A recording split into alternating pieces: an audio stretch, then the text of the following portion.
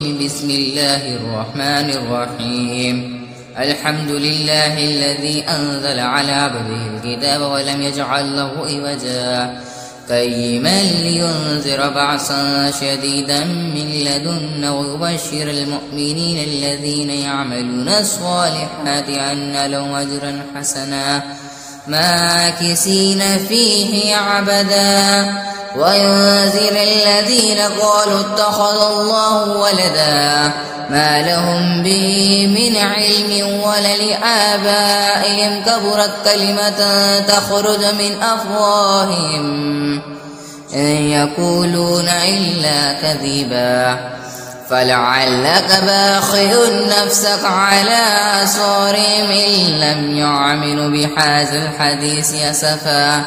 إنا جعلنا ما على الأرض زينة لها لنبلوهم أيهم أحسن عملا وإنا لجاعلون ما عليها صعيدا جروضا أم حسبت أن أصحاب الكهف والرقيم كانوا من آياتنا عجبا إذ أوى الفتية إلى الكهف فقالوا ربنا آتنا من لدنك رحمة وهيئ لنا من أمرنا رشدا فضربنا على أذقانهم في الكهف سنين عددا ثم بعثنا لنعلم أي الحزبين أحصى لما لبثوا عمدا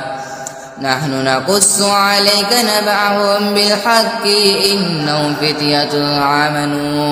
آمنوا بربهم وزدناهم هدى وربطنا على قلوبهم إذ قاموا فقالوا ربنا رب السماوات والأرض لن ندعو من دونه إلها لقد قلنا إذا شطوطا هؤلاء قوم اتخذوا من دونه آلهة لولا يأتون عليهم بسلطان بين فمن أظلم ممن افترى على الله كذبا وإذ اعتزلتموهم وما يعبدون إلا الله فاعبوا إلى الكهف ينشر لكم ربكم من رحمته ويحيي لكم من أمركم مرفقا وترى الشمس إذا طلعت تزاور عن كهفهم ذات اليمين وإذا غربت تقرضهم ذات الشمال وهم في فجوة منه ذلك من آيات الله من يهد الله فهو المهتد ومن يضلل فلن تجد له وليا مرشدا وتحسبهم أيقاظا وهم رقودا ونكلمهم ذات اليمين وذات الشمال وقلب باسط ذراعيه بالوسيد لو اطلعت عليهم لوليت منهم فرارا ولمعليت منهم رعبا وكذلك بعثناهم يتساءلوا بينهم قال قائل منهم كم لبثتم قالوا لبثنا يوما أو بعد يوم قالوا ربكم أعلم بما لبثتم فبعثوا أحدكم ببارككم هذه إلى المدينة فلينظر أيها أزكى طعاما فليأتكم برزق منه وليتلطف وليشعرن بكم أحدا إنه أن يزحروا عليكم يرجمكم أو يعيدكم بملة ولا تفلحوا إذا أبدا وكذلك عثرنا عليهم ليعلمون أن وعد الله حقا وأن الساعة لا ريب فيها إذ يتنازعون بينهم أمرهم فقالوا ابنوا عليهم بنيانا ربهم أعلم بهم قال الذين غلبوا على أمرهم لنتخذن عليهم مسجدا سيقولون ثلاثة رابعهم كلبهم ويقولون خمسة سادسهم كلبهم رجما بالغيب ويقولون سبعة وثامنهم كلبهم قل ربي أعلم بعدتهم ما يعلمهم إلا قليل فلا تمار فيهم إلا مراء ظاهرا ولا تستفتي فيهم منهم أحدا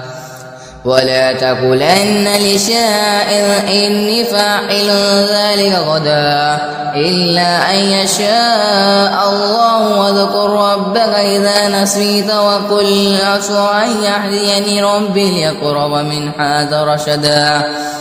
ولبثوا في كهفهم 300 سنين وازدادوا 9 قل الله أعلم بما لبثوا له غيب السماوات والأرض أبصر به وأسمع ما لهم من دونه من ولي ولا يشرك في حكمه أحدا واتل ما أوحي إليك من كتاب ربك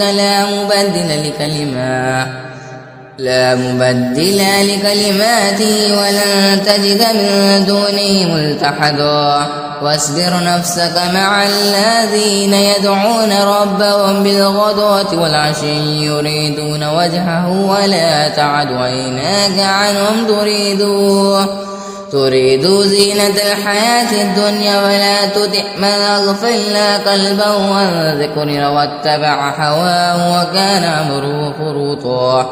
وقل الحق من ربك فمن شاء فليؤمن ومن شاء فليكفر إنا أعتدنا للظالمين النارا أحاط بهم سرادقها وإن يستغيثوا يغاث بماء كالمحل يشوي الوجوه بئس الشراب وساءت مرتفقا إن الذين آمنوا وعملوا الصالحات إنا لنضيع أجر من أحسن عملا أولئك لهم جنات عدن تجري من تحتهم الأنهار يحلون فيها من أساور من ذهب ويلبسون ثيابا خضرا من سندس واستبرق متكئين فيها على الأرائك نعم الثواب وحسنت مرتفقا وضرب لهم مثل الرجلين جعلنا لأحدهما جنتين من أعناب وحففناهما بنخل وجعلنا بينهما زرعا كلتا الجنتين آتت أكلها ولم تظلم منه شيئا وفجرنا خلالهما نهرا وقانا له ثمر فقال لصاحبه وهو يحاوره أنا أكثر منك مالا وأعز نفرا ودخل جنته وهو ظالم لنفسه قال ما أظن أن تبيد هذه عبدا وما أظن الساعة قائمة ولئن رددت إلى ربي لأجدن خيرا منها منقلبا قال له صاحبه وهو يحاوره وكفرت بالذي خلقك من تراب ثم سواك رجلا لكن هو الله ربي ولا أشرك بربي أحدا ولولا إذ دخلت جنتك قلت ما شاء الله لا قوة إلا بالله إن ترني أنا أقلك منك مالا وولدا فعسى ربي أن يعطيني خيرا من جنتك ويرسل عليها حسبانا من السماء فتصبح صعيدا زلقا أو يصبح ماؤها غورا فلن تستطيع له طلبا وهويت بثمره فأصبح يقلب كفيه على ما أنفق فيها وهي خاوية على عروشها ويقول يا ليتني لم أشرك بربي أحدا ولم تكن له فئة ينصرونه من دون الله وما كان منتصرا هنالك الولاية لله الحق هو خير ثوابا وخير عقبا وضرب لهم مثل الحياة الدنيا كماء أنزلناه من السماء فاختلط به نبات الأرض فأصبح هشيما تذروه الرياح وكان الله على كل شيء مقتدرا المال والبنون زينة الحياة الدنيا والباقيات الصالحات خير عند ربك ثوابا وخير عملا ويوم نسير الجبال وترى الأرض بارزة وحشرناهم فلم نغادر منهم أحدا وأريد على ربك صفا لقد جئتمونا كما خلقناكم أول مرة بل زعمتم أن لن نجعل لكم موعدا ووضع الكتاب فترى المجرمين مشفقين مما فيه ويقولون يا ويلتنا ما لي في هذا الكتاب لا يغادر صغيرة ولا كبيرة إلا أحصاها ووجدوا ما عملوا حاضرا ولا يظلم ربك أحدا وإذ قلنا للملائكة اسجدوا لآدم فسجدوا إلا إبليس كان من الجن ففسق عن أمر ربه أفتتخذونه وذريته أولياء من دونه هم لكم عدو بئس للظالمين بدلا ما أشهدتم خلق السماوات والأرض ولا خلق أنفسهم وما كنت متخذ المضلين عضدا ويوم يقولون نادوا شركائي الذين زعمتم فدعوهم فلم يستجيبوا لهم وجعلنا بينهم موبقا ورعى المجرمون النار فظنوا أنهم مواقعها ولم يجدوا عنها مصرفا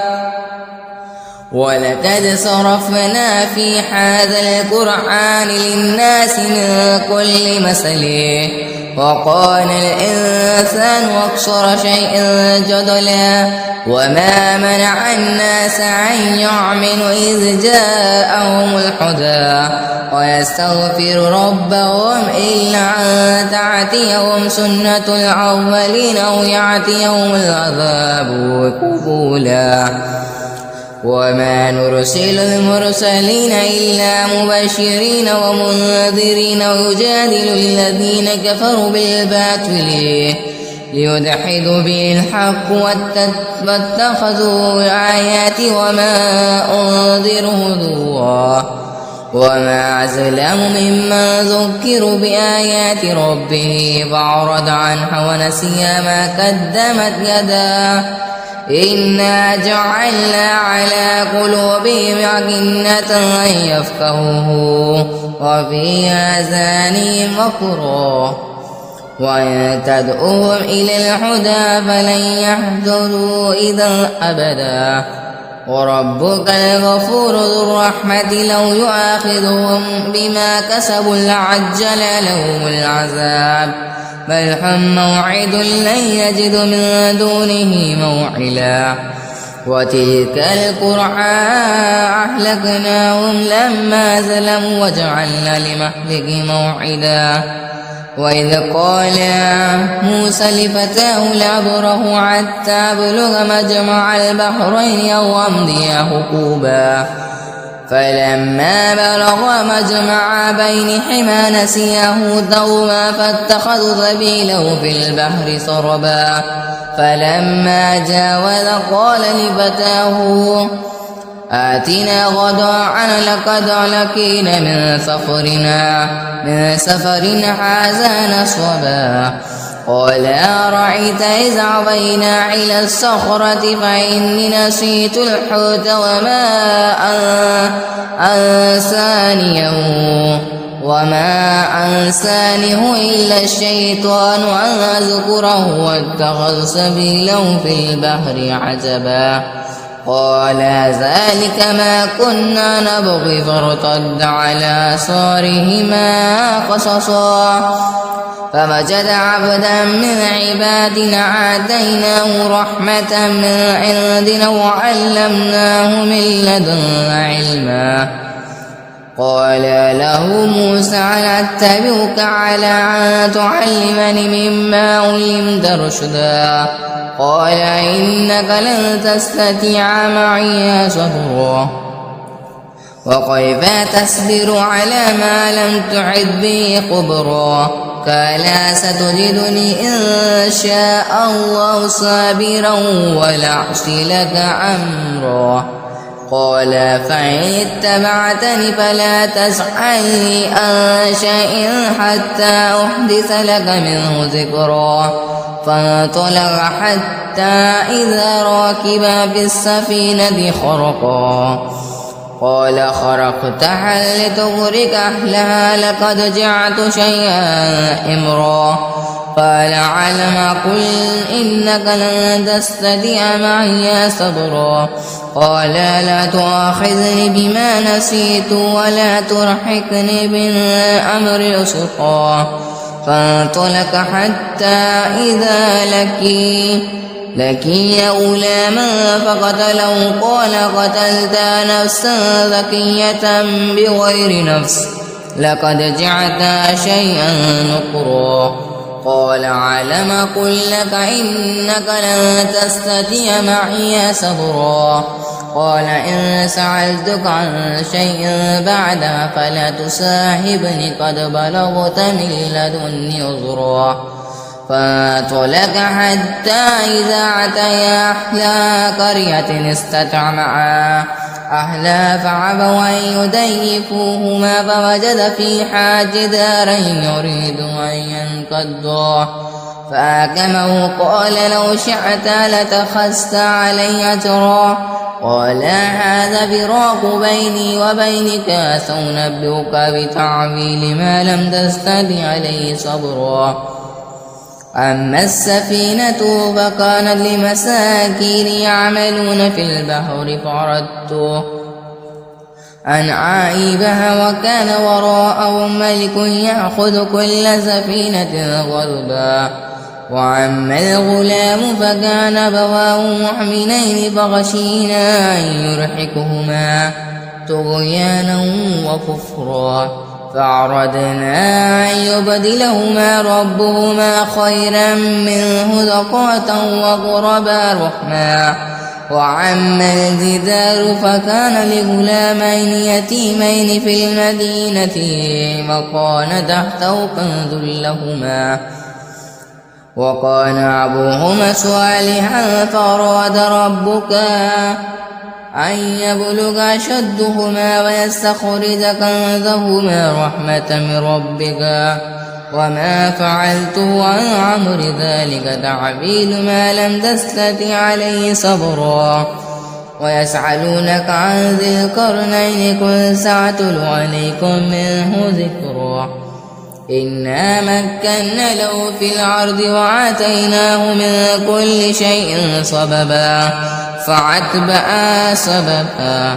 حتى إذا بلغ مغرب الشمس وجدها تغرب في عين حميعة ووجد عندها قوما قل يا ذا القرنين إما أن تعذب وإما أن تتخذ فيهم حسنا قال أما من ظلم فسوف نعذبه ثم يرد إلى ربه ويعذبه عذابا نكرا وأما من آمن وعمل صالحا فله جزاء الحسنى فسنقول له من أمرنا يسرا ثم أتبع سببا حتى إذا بلغ مطلع الشمس وجدها تطلع على قوم لم نجعل لهم من دونهما سترا كذلك وقد أحطنا بما لديه خبرا ثم أتبع سببا حتى إذا بلغا بين السدين وجدا من دونهما قوما لا يكادون يفقهون قولا قالوا يا ذا القرنين إن يأجوج ومأجوج مفسدون في الأرض فهل نجعل لك خرجا على أن تجعل بيننا وبينهم صدا قال ما مكني في ربي خير فاعونني بقوة أجعل بينكم وبينهم ردما آتني زبر الحديد حتى إذا سعوا بين السدقين قال انفخ حتى إذا جعله نارا قال أتعني وفرغ عليه قطرا فما استعوا أن يزحروا وما استعوا له نقبا قال هذا رحمة من ربي فإذا جاء وعد ربي جعله دقاء وقال وعده ربي حقا وتركنا بعدهم يومئذ يمعج في بعد ونفخ في الصور فجمعناهم جمعا وعرضنا جهنم يومئذ للكافرين عرضا الذين كانت أعينهم في غذاء عن ذكر وكانوا لا يستطيعون سمعا أفحسب الذين كفروا أن يتخذوا عبادي من دوني أولياء إنا أعتدنا جهنم للكافرين نزلا قل هل ننبئكم بالأخسرين أعمالا الذين ضل سعيهم بالحياة الدنيا وهم يحسبون أنهم يحسنون صنعا أولئك الذين كفروا بآيات ربهم ولقائه فحبطت أعمالهم فلا نقيم لهم يوم القيامة وزنا ذلك جزاؤهم جهنم بما كفروا واتخذوا آياتي ورسلي هزوا إن الذين آمنوا وعملوا الصالحات كانت لهم جنات الفردوس نزلا خالدين فيها لا يبغون عنها حولا قل لو كان البحر مدادا لكلمة ربي لنفد البحر قبل أن تنفد كلمة ربي ولو جعلنا بمثله مددا قل إنما أنا بشر مثلكم يوحى إلي أنما إلهكم إله واحد فمن قال يرجون لقاء ربه فليعمل عملا صالحا ولا يشرك بعبادة ربه أحدا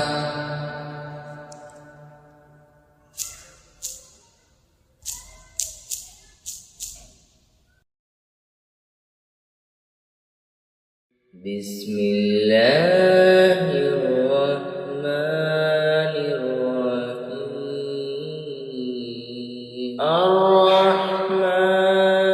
علم القرآن خلق الإنسان علمه البيان الشمس والقمر بحسبان والنجم والشجر يسجدان والسماء رفعها ووضع الميزان ألا تطغوا في الميزان وأقيموا الوزن بالقسط ولا تخسروا الميزان والأرض وضعها للأنام فيها فاكهة ونخل ذات الأكمام والحب وتنفس العصف والريحان فبأي آلاء ربكما تكذبان خلق الإنسان من صلصال كالفخار وخلق الجن من مارج من نار فبأي آلاء ربكما تكذبان رب المشرقين ورب المغربين فبأي آلاء ربكما تكذبان مرج البحرين يلتقيان بينهما برزخ لا يبغيان فبأي آلاء ربكما تكذبان يخرج منهما اللؤلؤ والمرجان فبأي آلاء ربكما تكذبان وله الجوار المنشآت في البحر كالأعلام فبأي آلاء ربكما تكذبان كل من عليها فان ويبقى وجه ربك ذو الجلال والإكرام فبأي آلاء ربكما تكذبان يسأله من في السماوات والأرض كل يوم هو شان فبأي آلاء ربكما تكذبان سنفرغ لكم أيها الثقلان فبأي آلاء ربكما تكذبان يا معشر الجن والإنس إن استطعتم أن تنفذوا من أقطار السماوات والأرض فانفذوا لا تنفذون إلا بسلطان فبأي آلاء ربكما تكذبان يرسل عليكم شواظ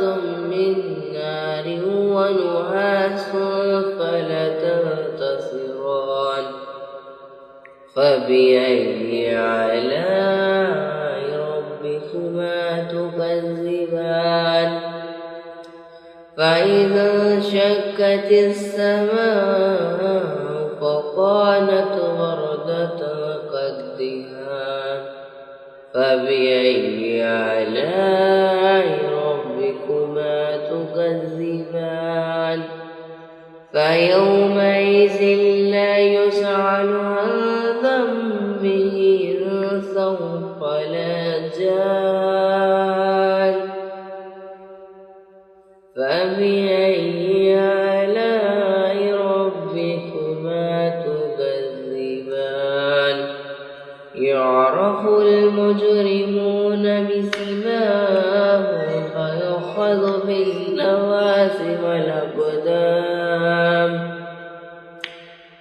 فبأي آلاء ربكما تكذبان هذه جهنم التي يكذب بها المجرمون يطوفون بينها وبين حميم من آن فبأي آلاء ربكما تكذبان ولمن خاف مقام ربه جنتان فبأي آلاء ربكما تكذبان ذواتا أفنان فبأي آلاء ربكما تكذبان فيهما عينان تجريان فبأي آلاء ربكما تكذبان فيهما من كل فاكهة زوجان فبأي آلاء ربكما تكذبان متكئين عليها على فرش بطائنها من استبرق وجنها الجنتين دان فبأي آلاء ربكما تكذبان فيهن كاسرة الطرف لم يطمثهن إنس قبلهم ولا جان فبأي آلاء ربكما تكذبان كأنهن الياقوت والمرجان فبأي آلاء ربكما تكذبان هل جزاء الإحسان إلا الإحسان فبأي آلاء ربكما تكذبان ومن دونهما جنتان فبأي آلاء ربكما تكذبان مدحمتان فبأي آلاء ربكما تكذبان فيهما عينان نضختان فبأي آلاء ربكما تكذبان فيهما فاكهة ونخلا ورمان فبأي آلاء ربكما تكذبان فيهن خيرات إحسان فبأي آلاء ربكما تكذبان حور مقصورة في الخيام فبأي آلاء ربكما تكذبان لم يطمثهن إنس قبلهم ولا جان فبأي آلاء ربكما تكذبان متكئين على رفرف خضر وبقري إحسان فبأي آلاء ربكما تكذبان تبارك اسم ربك ذي الجلال